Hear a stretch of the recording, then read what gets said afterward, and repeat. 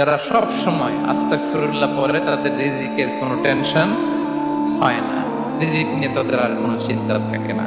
আস্তাগফিরুল্লাহ, আস্তাগফিরুল্লাহ, আস্তাগফিরুল্লাহ। হাঁটছি, চলছি, ড্রাইভিং করছি, বাস স্টেশনে অপেক্ষা করছি, ফিলিং স্টেশনে ফুয়েল নিচ্ছি, পড়বো আস্তাগফিরুল্লাহ। তাহলে আমরা যেন বেশি বেশি ইস্তেগফার করি। বিষ্ণু ইসলাম বলেছেন, মান লাযামাল ইস্তিগফার